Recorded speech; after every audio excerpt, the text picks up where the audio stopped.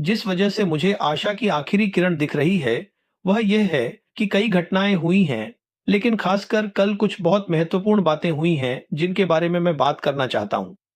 तो मैं 24 मार्च की घटनाओं से शुरू करना चाहता हूं। अब इसी दिन, जो कि कल था, पाकिस्तान के प्रधानमंत्री शहबाज शरीफ ने सोशल मीडिया पर एक पोस्ट डाली, जिसमें कहा गया कि अगर ईरान और अमेरिका चाहें, तो पाकिस्तान उन्हें सार्थक वार्ता के लिए मेजबानी कर सकता है। और 1 घंटे के भीतर राष्ट्रपति डोनाल्ड ट्रंप ने उस पोस्ट का समर्थन किया। तो इस पोस्ट को डालने के पीछे की पृष्ठभूमि क्या है और डोनाल्ड ट्रंप द्वारा इस पोस्ट का समर्थन करने का क्या अर्थ है? आइए पहले इसे समझते हैं। अब हम जानते हैं कि जब से युद्ध 28 फरवरी को शुरू हुआ, पाकिस्तान क्षेत्र और उससे बाहर के सभी प्रमुख खिलाड़ियों के साथ बड़े स्तर पर जुड़ा रहा है।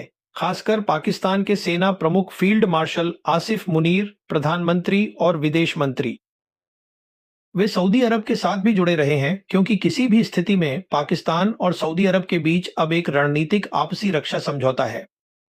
फिर वे ईरानियों के साथ भी जुड़े रहे हैं, खासकर ईरानी राष्ट्रपति और विदेश मंत्री आरागची के साथ, जो किसी भी स्थिति में क्षेत्र और उससे बाहर अपने कई समकक्षों से बातचीत कर रहे हैं।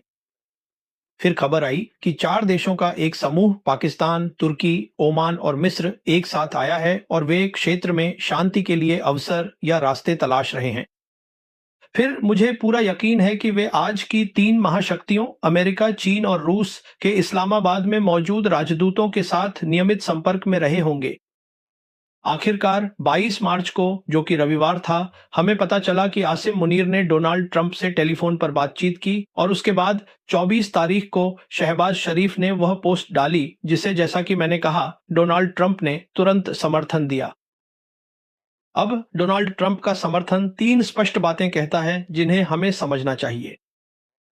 पहली बात यह बताता है कि ट्रंप बिना शर्त बातचीत के लिए तैयार हैं, कि ट्रंप जमीनी हकीकत को समझते हैं और हकीकत यह है कि अगर ईरानी बातचीत की मेज पर आते हैं, तो वे ताकत की स्थिति से आएंगे, न कि कमजोरी की स्थिति से। यही हकीकत है। और दूसरी बात, यह समर्थन हमें बताता है कि वे चाहते हैं कि बातचीत जल्दी हो। यहाँ जल्दी की जरूरत है, जो समझ में आती है, क्योंकि उन्होंने ईरान को 48 घंटे का अल्टीमेटम दिया था, फिर उन्हें 5 दिनों की मोहलत दी थी। स्पष्ट है, वह उन्हें फिर से कोई और मौका नहीं देना चाहते या पूरे मामले को लंबा नहीं खींचना चाहते। वह चाहते हैं कि सब कुछ जल्दी हो।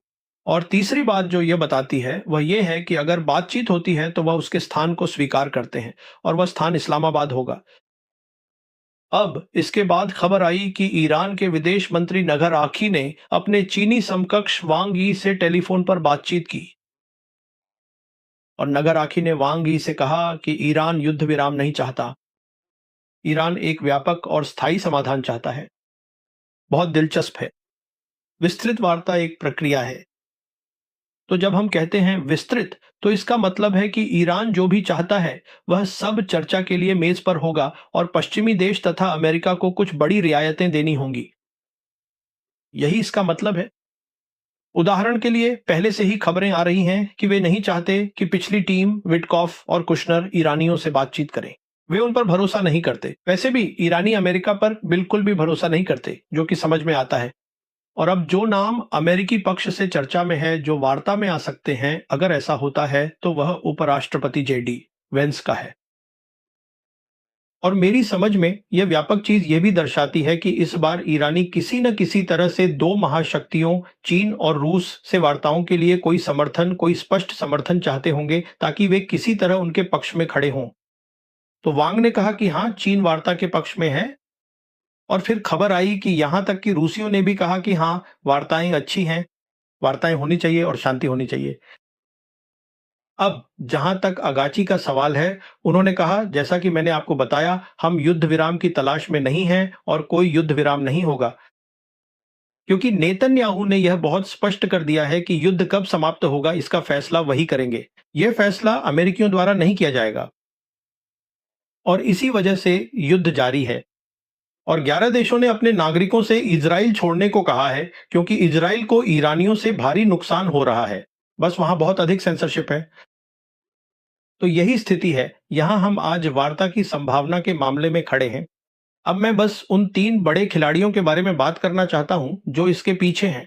आइए समझते हैं कि वे क्या सोच रहे हैं। यह महत्वपूर्ण है।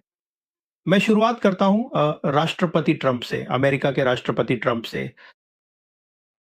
मेरी समझ में अब जब उन्होंने शहबाज शरीफ का समर्थन किया है, तो इसका मतलब है कि अगर उन्होंने खुद नहीं समझा, तो उनके सैन्य कमांडरों ने उन्हें बहुत स्पष्ट रूप से बता दिया है कि आज के बहुध्रुवीय विश्व में अमेरिका की सैन्य शक्ति की सीमाएं हैं।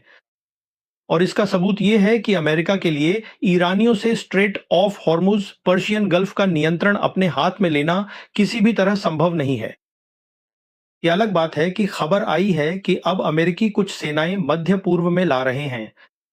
करीब 3,000 पैराट्रूपर्स 82वीं एयरबोर्न डिवीजन से आ रहे हैं और फिर 2 एम्फीबियस जहाज हैं, ट्रिपोली और बॉक्सर।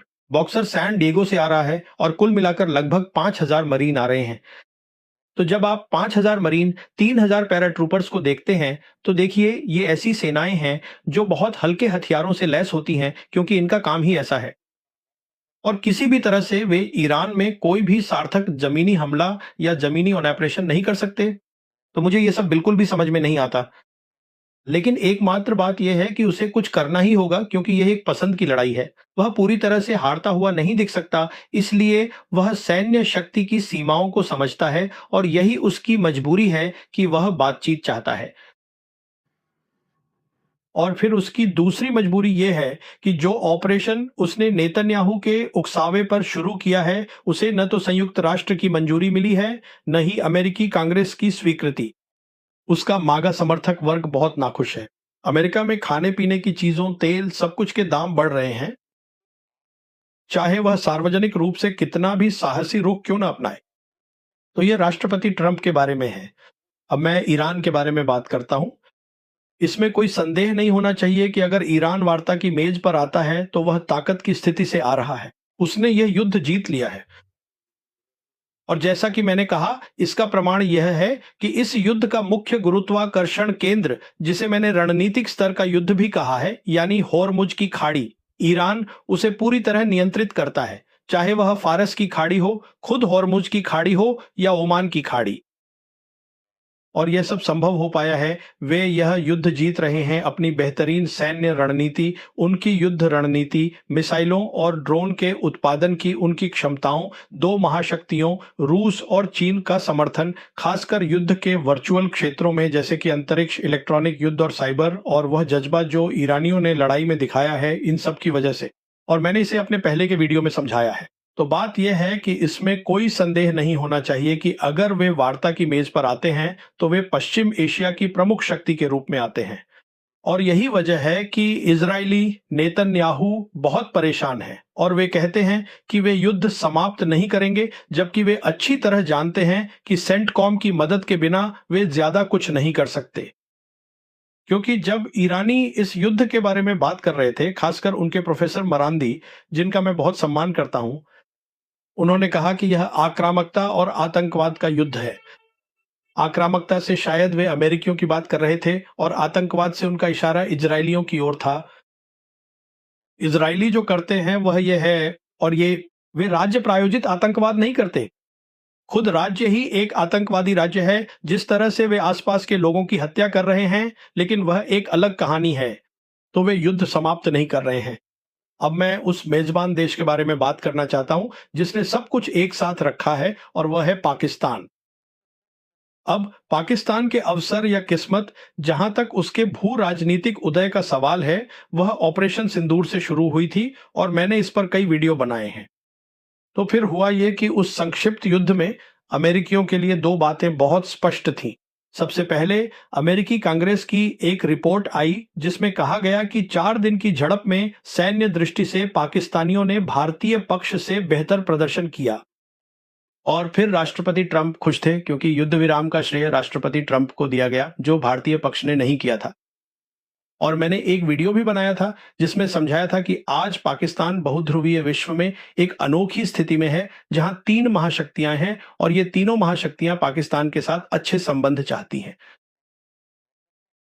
अमेरिकियों को पाकिस्तान के साथ अच्छे संबंध चाहिए, खासकर राष्ट्रपति ट्रंप को। वैसे भी उनका चीनियों के साथ मजबूत और अटूट रिश्ता है। और जहां तक रूसियों का सवाल है, वे भी पाकिस्तान के साथ अच्छे और घनिष्ठ संबंध चाहते हैं, जो कि समझ में आता है। क्योंकि जब से यूक्रेन में युद्ध शुरू हुआ है, रूसियों ने अपनी विदेश नीति में एक बड़ा बदलाव किया है, जो पहले पश्चिम पर केंद्रित थी। अब यह नीति अधिकतर पूर्व और दक्षिण की ओर केंद्रित है, और यह रूसी संघ की विदेश नीति की अवधारणा में भी दर्शाया गया है, जो 2013 में सामने आई थी। यहाँ यह बहुत स्पष्ट रूप से लिखा गया है, और रूसियों का मानना है कि दुनिया बहुध्रुवीय और बहुकेंद्रित होनी चाहिए। इसका मतलब यह है कि वे ऐसी बहुध्रुवीय दुनिया में विश्वास रखते हैं जहां शक्ति के कई केंद्र होंगे। और मेरी समझ में निश्चित रूप से वे पाकिस्तान को भी बहुकेंद्रित दुनिया में शक्ति के एक केंद्र के रूप में देख रहे होंगे, उसके असाधारण भू राजनीतिक उदय के कारण। ये मुझे उस स्थान, उस मंच की ओर ले जाता है जिसे तीनों महाशक्तियों ने स्वीकार किया है। राष्ट्रपति ट्रंप ने इसका समर्थन किया है। यही तथ्य कि वांग यी ने कहा कि मैं बात करना चाहता हूं, या आप जानते हैं, उन्होंने अगराची से बात की और कहा हम शांति चाहते हैं। उसी शाम फिर एक और खबर आई कि इस्लामाबाद में एक समारोह के दौरान चीनी राजदूत ने कहा, हाँ, ये बहुत अच्छी बात है और बातचीत होनी चाहिए और शांति आनी चाहिए। और यह तब हुआ जब राष्ट्रपति ट्रंप द्वारा समर्थन वाला ट्वीट आ चुका था। तो चीनी भी इसे स्वीकार करते हैं, और रूसियों ने खुले तौर पर कहा है कि हाँ, वे पाकिस्तान को वार्ता के स्थल के रूप में स्वीकार करते हैं। और फिर दूसरा कारण निश्चित रूप से सुरक्षा कारण है, क्योंकि ईरानी कहीं और जाना पसंद नहीं करेंगे। पाकिस्तान जाना तो बस सीमा पार करने जैसा ही है। तो कोई भी निश्चित नहीं है कि ये वार्ताएं होंगी या नहीं, लेकिन जैसा कि मैंने कहा, ये बढ़ाव के चरण से पहले आखिरी मौका है, और इसके परिणाम वैश्विक होंगे अगर अगर ये युद्ध उस बढ़ाव वाले चरण में चला जाता है जिसका मैंने वर्णन किया है। अब भारत के बारे में एक बात, क्योंकि भारत में बहुत से लोग कह रहे हैं कि भारत को मध्यस्थ की भूमिका निभानी चाहिए। समस्या यह है कि बहुध्रुवीय दुनिया में भारत के रूस के साथ सामान्य संबंध नहीं है। माफ कीजिए, चीन के साथ। पाकिस्तान वैसे भी एक दुश्मन है, लेकिन पाकिस्तान कोई महाशक्ति नहीं है, इसलिए पाकिस्तान को अलग रखिए। जहां तक रूस का सवाल है, मेरी समझ में रूस भारतीयों के प्रति शिष्ट है, लेकिन वे बहुत खुश नहीं हो सकते थे, क्योंकि जब दिसंबर 2025 में राष्ट्रपति पुतिन भारत की आधिकारिक यात्रा पर आए, तो उन्होंने बार-बार सार्वजनिक रूप से कहा कि आरआईसी फ्रेमवर्क, यानी रूस, भारत, चीन को फिर से सक्रिय करने की आवश्यकता है, लेकिन भारत ने ऐसा नहीं किया।